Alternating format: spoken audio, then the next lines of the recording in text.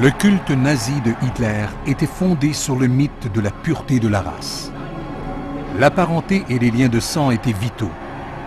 Les fidèles du Führer devaient prouver la profondeur de leurs racines allemandes. Alors que certains ont été exclus ou même tués à cause de leurs origines, la famille d'Hitler reste un mystère. Ses ancêtres, en fait, étaient loin de l'idéal nazi de la race suprême.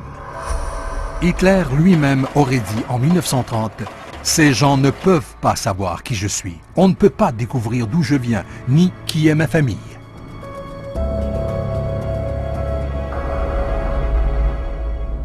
Concernant sa propre famille, Hitler avait beaucoup à cacher, peut-être même plus qu'il n'en savait. Le demi-frère de Hitler, Alois, était bigame. Le fiancé de sa sœur Paola était un meurtrier. Sa nièce s'est suicidée. Un lointain cousin a été tué par le parti nazi. L'un de ses neveux a été sacrifié dans une bataille cruelle sur le front de l'Est. Un autre de ses neveux lui a déclaré la guerre.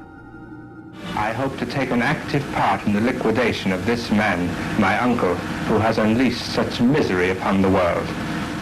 Selon les critères du parti nazi, l'arbre généalogique d'Hitler n'a pas de racines pures. Le dictateur a systématiquement caché ses liens de famille. Malheureusement, beaucoup d'informations ont été perdues ou supprimées à travers les années. Cependant, les historiens ont été capables de retrouver des pistes intéressantes.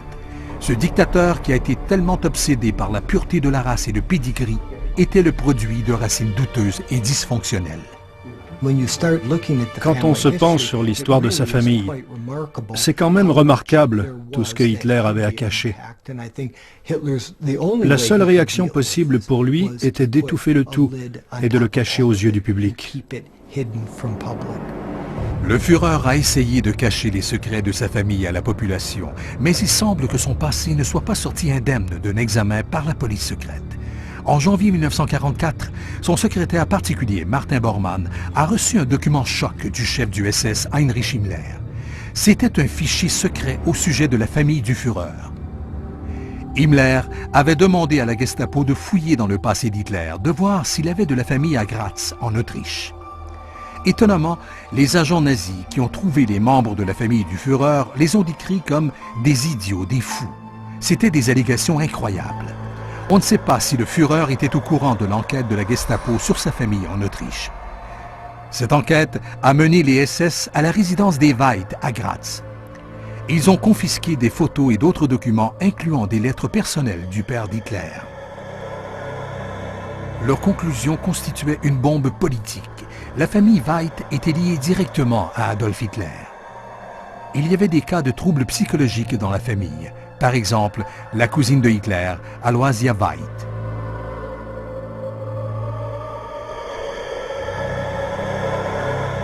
Son dossier médical est toujours disponible aux archives de Vienne. Il décrit sa maladie qui a décidé de sa triste fin. En fait, elle a été l'une des victimes des assassinats de masse orchestrés par son propre cousin.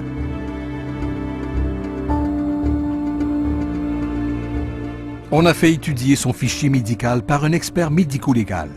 Sa conclusion était proche de l'avis de la Gestapo en 1944.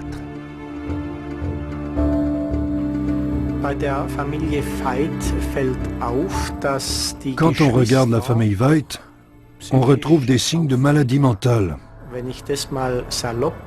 Ils avaient des problèmes. Si on remonte encore plus loin, il y a d'autres signes de troubles psychiatriques chez les ancêtres de la famille d'Adolf Hitler. On peut se demander aussi s'il n'y avait pas de troubles héréditaires dans cette famille.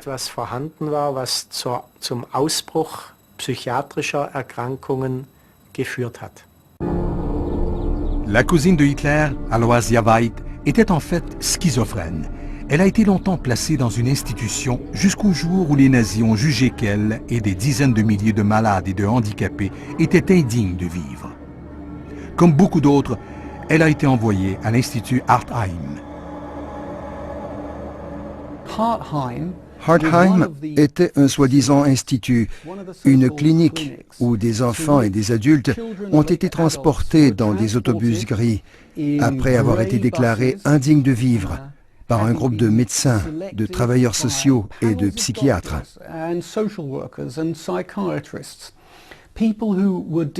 Ces gens-là ne pouvaient pas participer à la société, ne pouvaient pas travailler. Donc, on a décidé de les assassiner en les euthanasiant.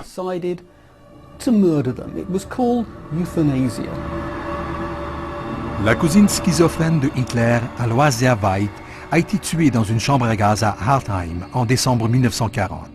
Mais il y avait d'autres questions au sujet de la famille de Hitler qui ne pouvaient pas être escamotées dans la chambre à gaz.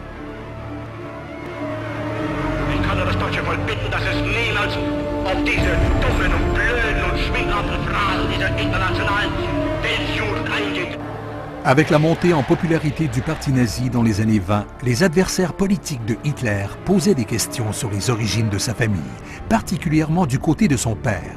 Il y avait des rumeurs qui disaient qu'Hitler avait du sang juif. Quel scandale pour cet homme qui détestait tant les Juifs s'il avait du sang juif. Ça gâcherait sa politique antisémite. Le père d'Hitler est né en dehors du mariage. Comme il a pris le nom de jeune fille de sa mère, on l'appelait Alois Schicklgruber. Après la mort de sa mère, Alois a grandi chez son oncle Johann Hitler. Plus tard, son oncle Johann a mis à jour l'arbre généalogique de la famille, légitimant le père de Hitler dans le cours du processus. Un prêtre local a soigneusement noté le tout dans les archives de sa paroisse. On a redonné à Alois Schicklgruber le nom de famille de son père, Hitler, même si son père était mort depuis 20 ans. Quelque part, au cours du processus, le nom Hitler a été transformé en Hitler. Plus tard, ces enregistrements feront partie de l'histoire familiale dont leur fils Adolf Hitler aura besoin pour prouver ses racines aryennes. Sous le régime de Hitler, les enfants ont appris comment construire leur arbre généalogique. Les officiers nazis devaient prouver la pureté de leurs racines allemandes.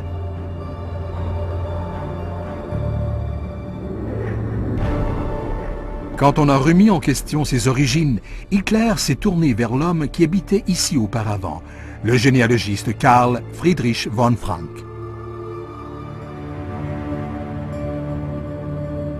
Frank a reconstitué l'arbre généalogique d'Hitler en remontant de 200 ou 300 ans.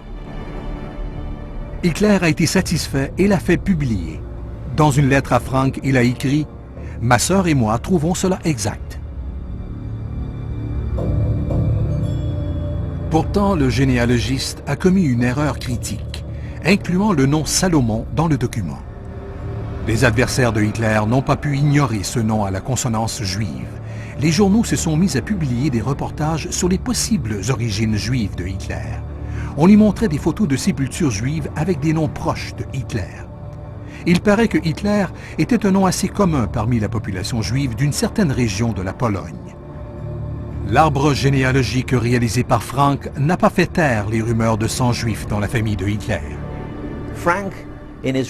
Dans son rapport, Frank dit qu'il est possible que la mère d'Hitler ait travaillé pour une famille juive, mais ça n'a jamais été prouvé. Le doute persiste.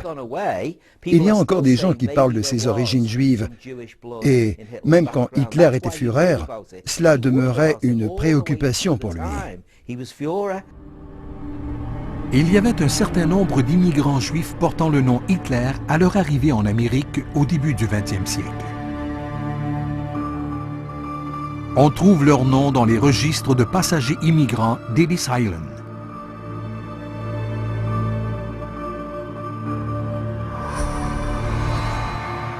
Mais qu'a-t-on fait des recherches du généalogiste de Hitler?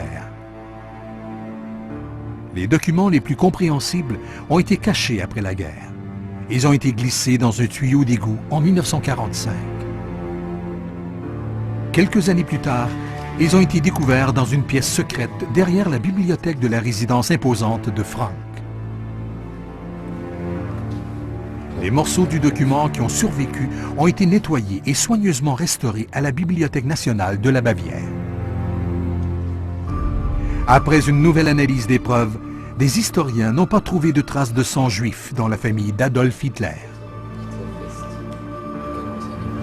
Cependant, les ancêtres de Hitler ne sont pas des exemples types de l'idéal nazi. Sa mère et son père étaient de lointains cousins. Leur famille était proches parents depuis des générations.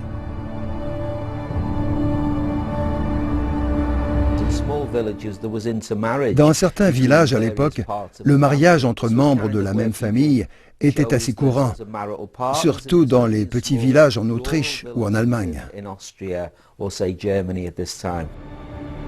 Mais selon le prêtre local, les liens de famille entre son père et sa mère étaient trop proches.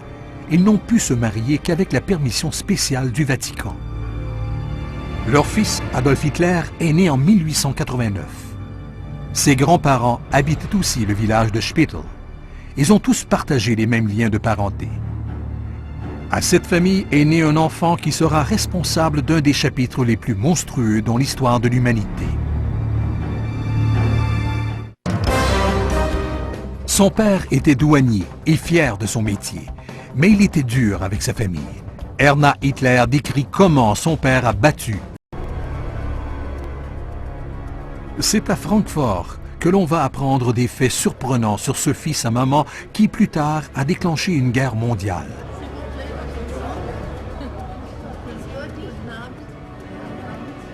Ces nouvelles informations proviennent d'une femme au parcours surprenant. Elle aurait été adoptée par le demi-frère d'Hitler, Alois. Elle ne veut pas qu'on utilise son nom et elle a changé son apparence. Elle a rendu public un chapitre très intéressant de l'histoire de la famille Hitler.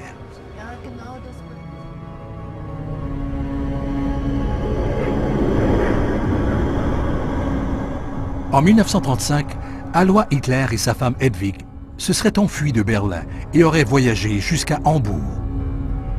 On leur a fourni une habitation dans cette ville portuaire.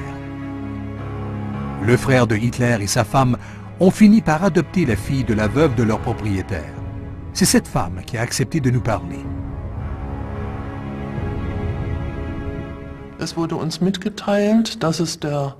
On nous a dit qu'il était le beau-frère d'Hitler. On a entendu des bribes de l'histoire, mais on ne devait pas en parler. Dans mes souvenirs, il est un homme plutôt mince avec une moustache. C'est drôle, il avait la même moustache qu'Adolf. Pour Alois, le fait de partager une ressemblance et un nom de famille avec le dictateur était très lourd à porter après la chute du Reich. Alois Hitler a changé son nom de famille pour Hiller. Mais il y avait des moments où il aurait profité de son lien de famille avec le Führer.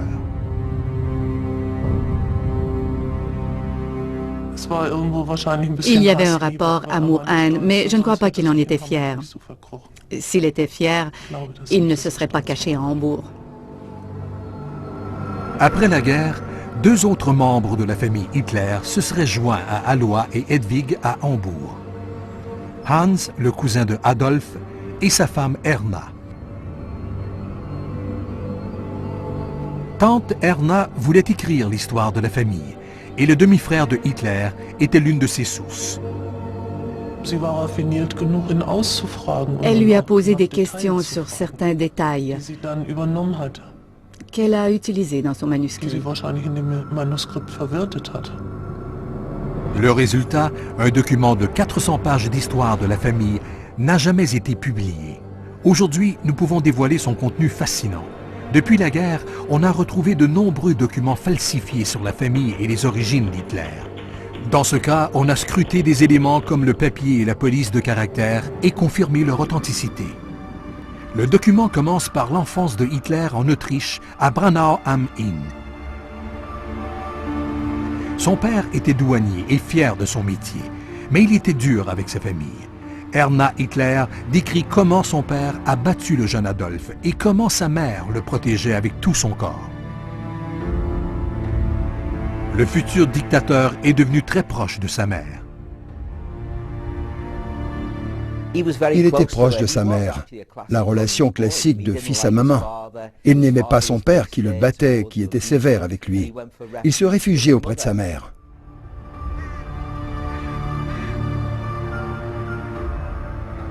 Son père est mort dans un pub en 1903, après son verre de vin matinal.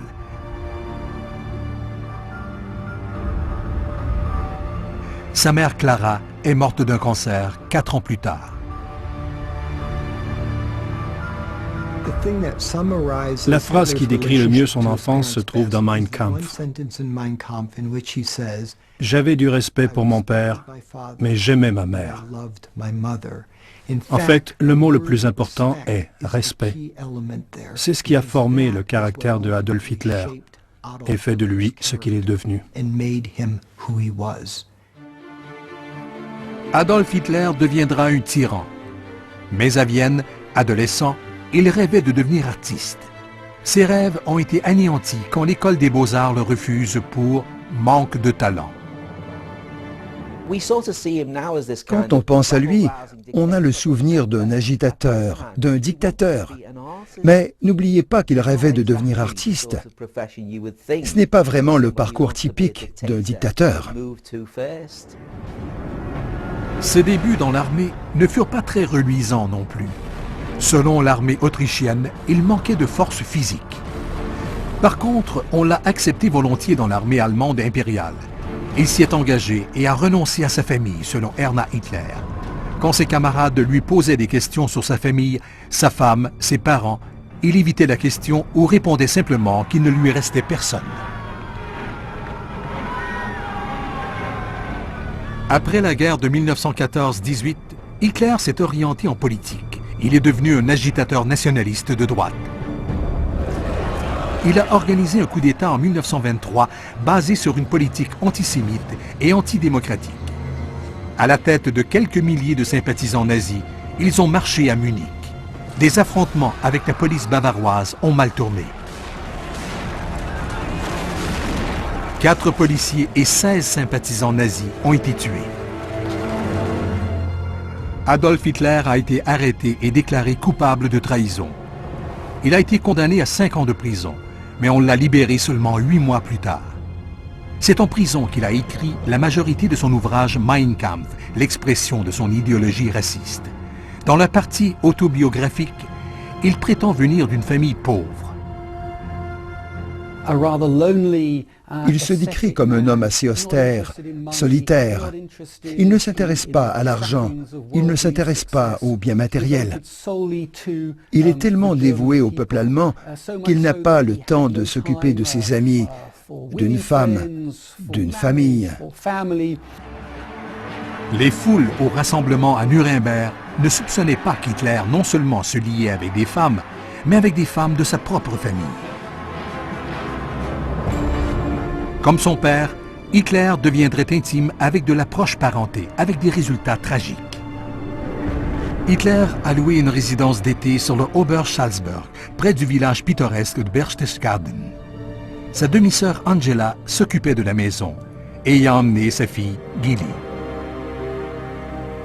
Malheureusement pour Geli, oncle Adolf était attiré par sa jeune nièce.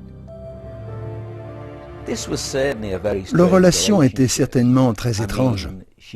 Elle était sa nièce. Ils vivaient ensemble, car sa sœur s'occupait de sa maison. Il semble qu'il se soit entiché d'elle. Peut-être qu'il a voulu coucher avec elle, on ne sait pas. Mais leur relation était très proche, très intense.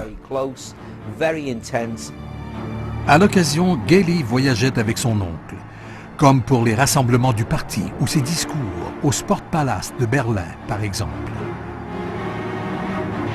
Geli était impressionnée par la popularité de son oncle Adolf, mais elle souffrait de son attitude contrôlante. Selon Erna, la femme de son cousin, il contrôlait sa vie personnelle et elle ne s'en sortait pas. Elle se méfiait même de sa propre mère. Elle a emménagé chez lui à Munich dans son appartement luxueux, mais c'était en fait une prison dorée. Elle devient très déprimée. À des proches, elle dira que son oncle est un vrai monstre. Personne ne peut imaginer ce qu'il exige de moi. En septembre 1931, on retrouve Geli morte dans l'appartement de son oncle.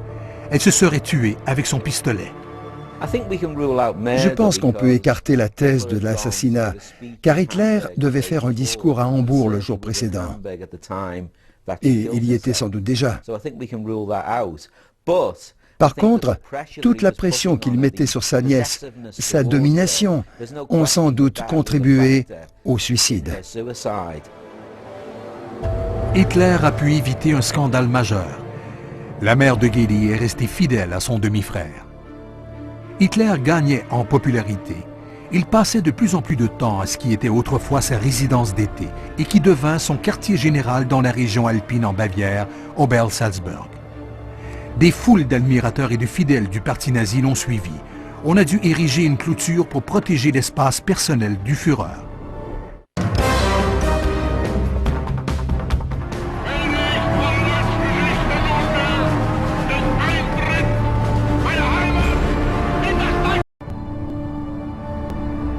Alois, le demi-frère d'Hitler, avait 2 femmes. De son premier mariage avec l'Irlandaise Bridget Dowling est né un fils, William Patrick Hitler.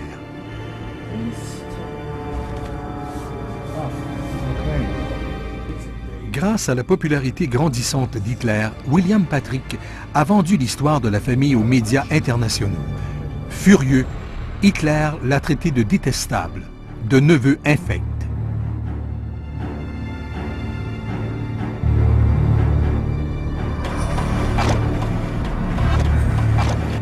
Je suis si près du but, je pourrais même être chancelier et quelqu'un de ma propre famille me détruit.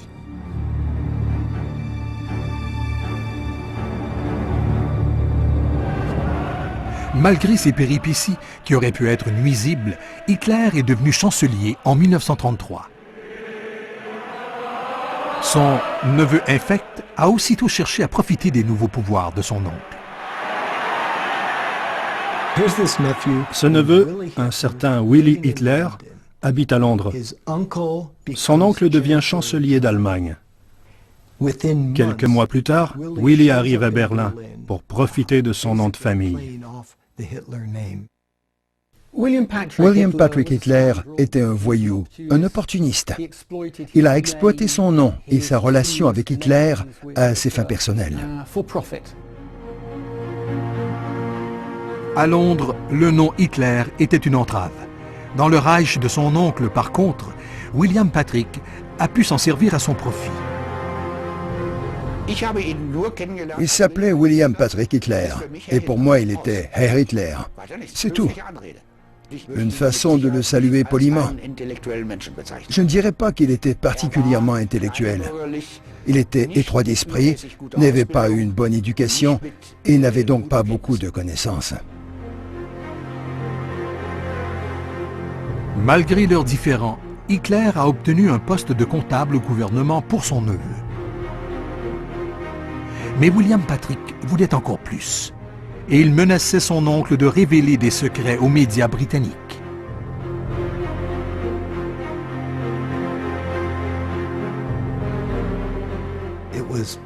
C'était ni plus ni moins que du chantage, pur et simple. Et le plus étonnant, c'est que ça a marché. Hitler a trouvé un nouveau poste pour son neveu détestable, comme vendeur dans une usine Opel. Pour les 6 années suivantes, William Patrick a eu la vie facile sous le Reich de son oncle. Son père, le bigame et demi-frère de Adolf, Alois, a aussi profité de son nom de famille. Il a ouvert le restaurant Alois au Wittenbergsplatz, au cœur de Berlin. La réputation de l'établissement a grandi rapidement et le Alois devint un point de rassemblement pour les étoiles montantes du parti nazi.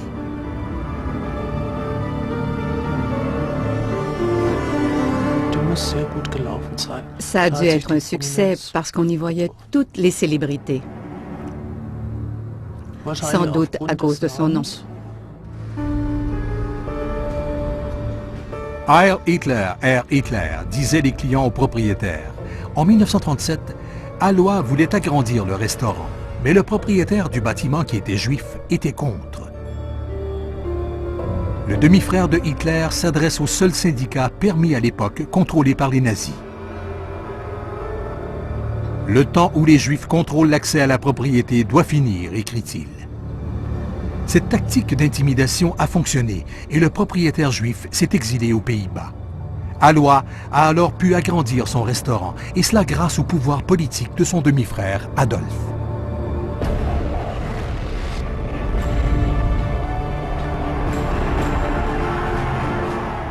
L'Autriche a été annexée au mois de mars 1938 et Hitler est retourné triomphant dans son pays natal.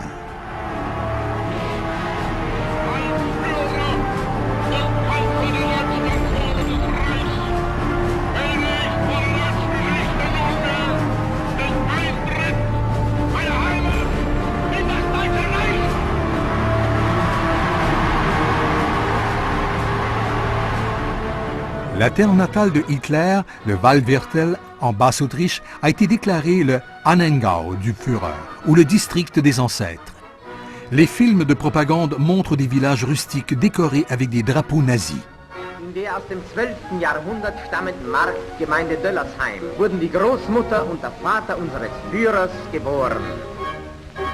Le Führer, lui, était moins enthousiaste quand il s'agissait du coin rural où ses ancêtres ont travaillé dans les champs et où ils se seraient mariés entre eux.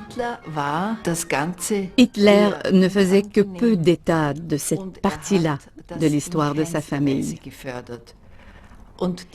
Il n'est allé qu'une fois en Basse-Autriche et il ne s'y est même pas arrêté.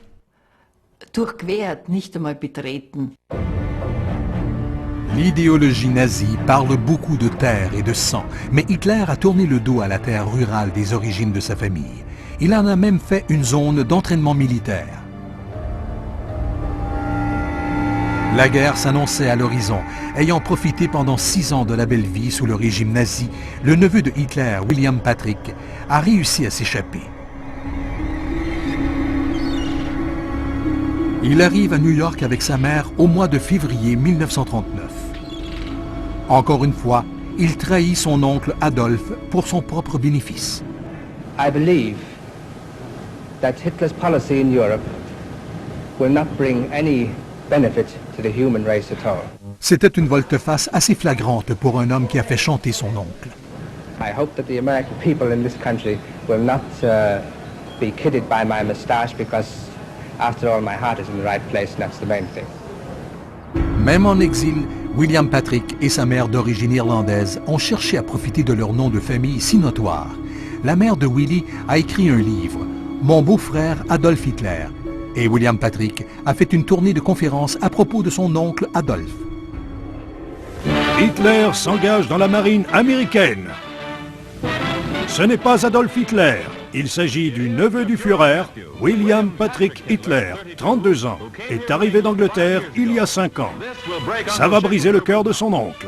As a member of the armed forces, I hope to take an active part in the liquidation of this man, my uncle, who has unleashed such misery upon the world. Son service militaire a été limité. À part un rôle mineur pour la propagande, il n'a été dans la marine que 2 ans avant de disparaître de la vue du public.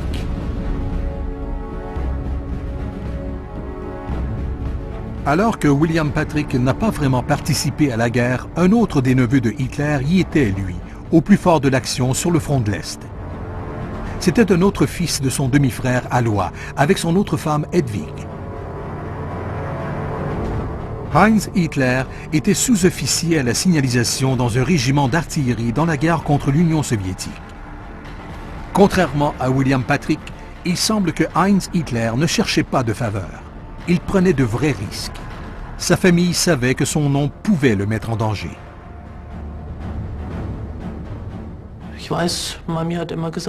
sais que grand-mère et grand-père ont toujours dit qu'il ne devait pas aller au front. Je crois que même Adolf Hitler n'était pas content qu'il y aille. Heinz Hitler y est allé quand même, mais il a disparu un soir d'hiver en janvier 1942. Il a été capturé par l'armée rouge et transféré à la prison Butyrka à Moscou. On savait qu'il avait un lien de parenté avec Hitler, donc il n'a pas été très bien traité. Les Russes ont été assez brutaux avec lui. Il a dû être torturé. Le neveu de Hitler est mort en prison peu de temps après.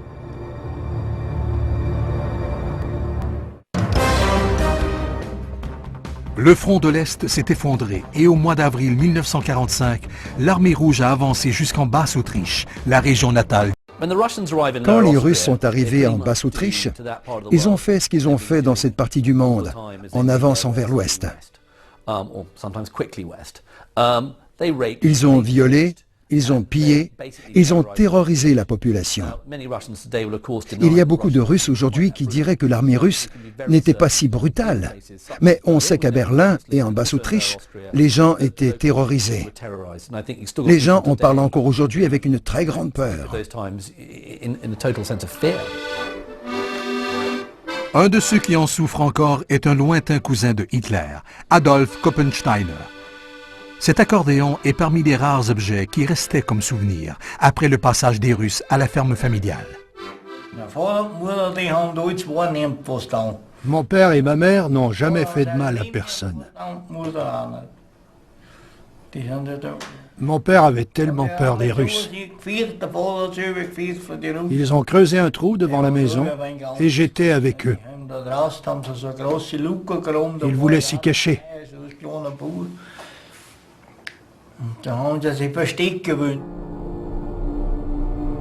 Cette photo de famille a été prise juste 7 jours avant l'arrivée de l'armée rouge en Basse-Autriche.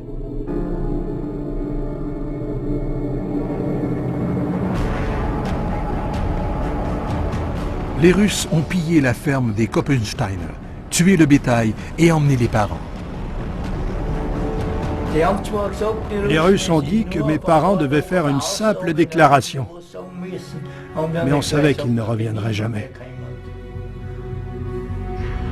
Il raconte que son père, Ignaz Koppensteiner, et sa mère, Maria, devaient être interrogés jusqu'à ce qu'ils reconnaissent leur responsabilité dans le déclenchement de la Seconde Guerre mondiale.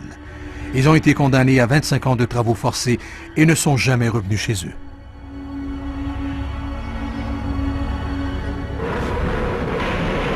Adolf Hitler a laissé sa famille et le peuple allemand à leur sort, tandis que l'armée rouge avançait sur ce qui restait du Grand Reich allemand. Peu avant sa mort, en 1945, Hitler a donné un dernier ordre à son assistant, Julius Schaub. Il devait détruire tous les documents privés de Hitler. Il devait aller dans les Alpes bavaroises et au Berghof, la résidence d'été de Hitler et le quartier général du parti près de Berchtesgaden. Le bâtiment était entouré de baraques et de maisons pour l'élite nazie et à l'époque, le site n'était pas encore touché par les ravages de la guerre.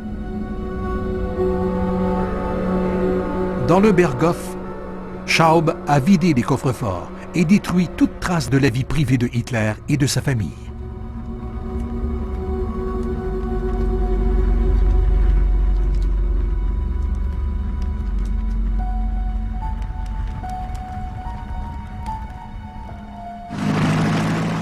La 7e division américaine a été la première à atteindre Berchtesgaden.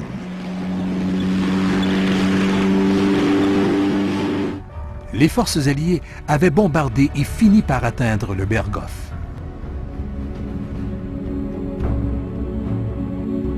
On a fouillé les ruines alors que les horreurs des crimes de guerre nazis étaient dévoilées en Allemagne et ailleurs.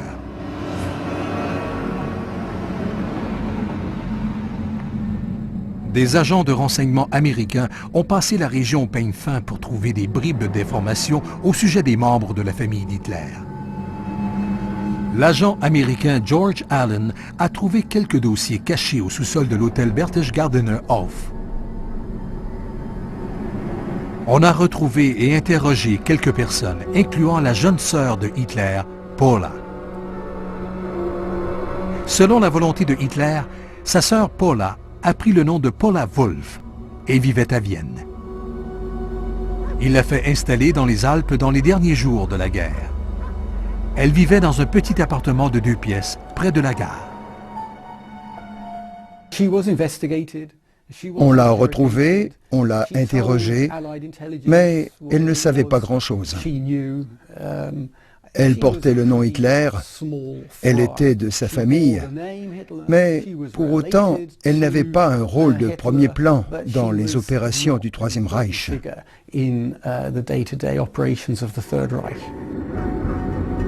Dans les années 50, l'officier de presse de l'armée américaine Jasper Boone a obtenu un rare entretien avec la sœur de Hitler. Il était installé dans ce qui était autrefois le bureau de Hitler au Berchtesgaden. L'emblème nazi, l'aigle, moins la croix gammée, y trône toujours aujourd'hui au-dessus de la porte. Boone a proposé de mettre Paula en contact avec un survivant, quelqu'un d'exceptionnel, un soldat qui a combattu aux côtés de son frère Adolphe, en échange d'une rencontre.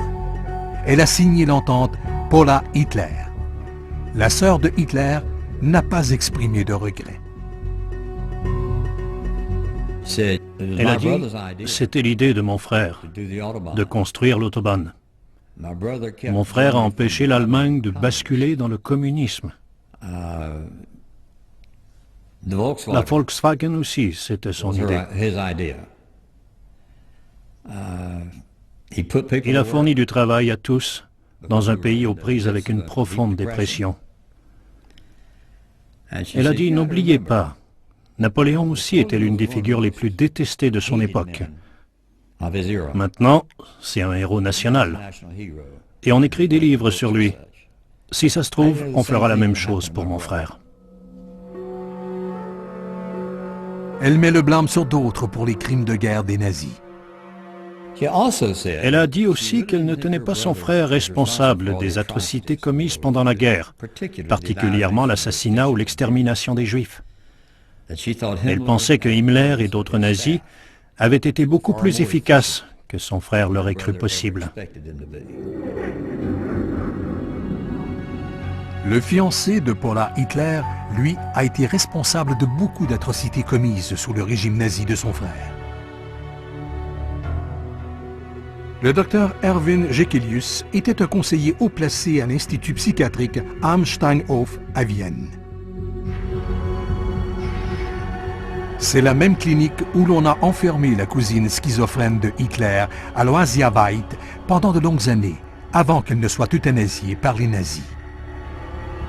Le fiancé de Paula Hitler a eu sa part de responsabilité dans les atrocités commises pendant la guerre.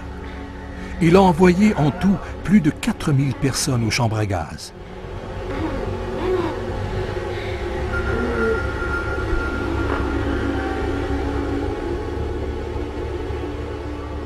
Nous ne savons pas si Paula était au courant des massacres.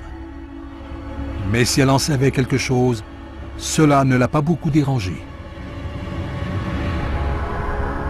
Son frère, si contrôlant, a mis fin à ses projets de mariage. Hitler a ordonné à la Gestapo d'envoyer le docteur Jekelius au front de l'Est. Il a été capturé par les Russes et il est mort prisonnier en 1952. Pour en revenir à Paula, elle a vécu le reste de ses jours dans un certain confort, aux frais de la sécurité sociale, dans la ville alpine préférée de son frère Adolphe.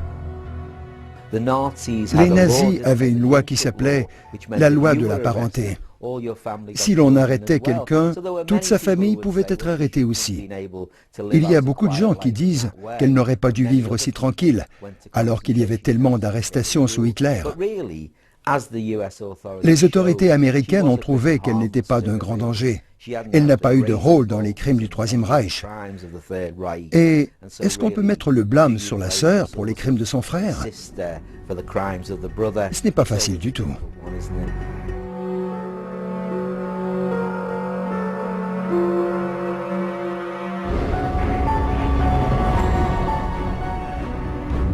De l'autre côté de l'Atlantique, la descendance de la famille Hitler a survécu et même prospéré.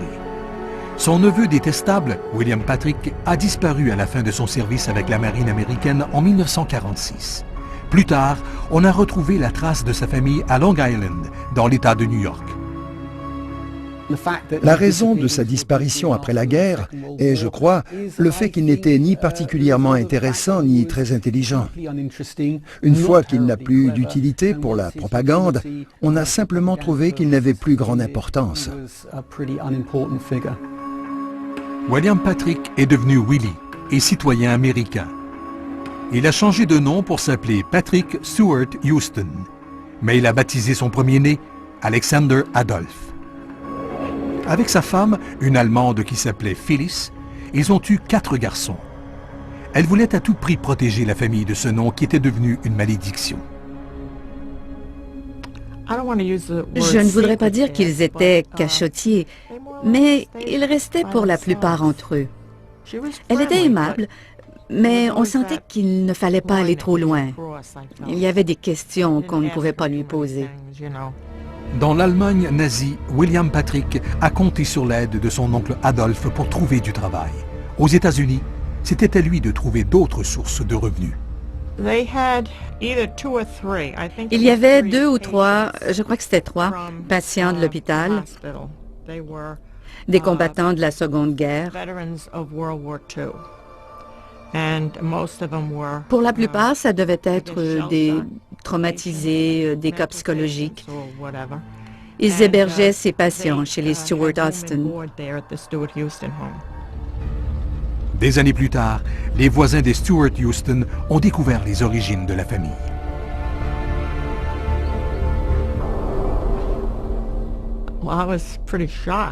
Pour dire vrai, j'étais assez étonnée. C'était sans doute la raison pour laquelle ils se tenaient à part. Mais je les plaignais, surtout les enfants. C'était un secret lourd à porter. J'étais triste pour eux.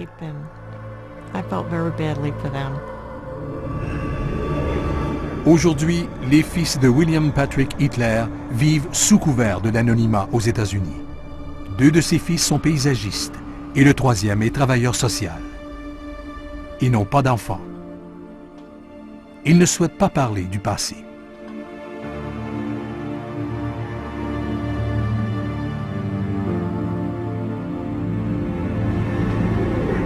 William Patrick Hitler est mort à Long Island en 1987.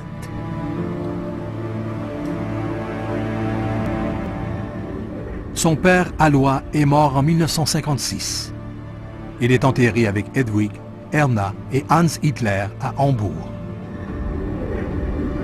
La demi-sœur de Hitler, Angela Raubol, est morte en 1949 près de Munich. Elle avait 2 enfants et 6 petits-enfants. Paula Hitler est morte en 1960 près de Berchtesgaden sans enfants. Aujourd'hui, des descendants de Hitler se promènent à Long Island, New York, en Allemagne et en Autriche. Leurs avocats bloquent toute demande de contact.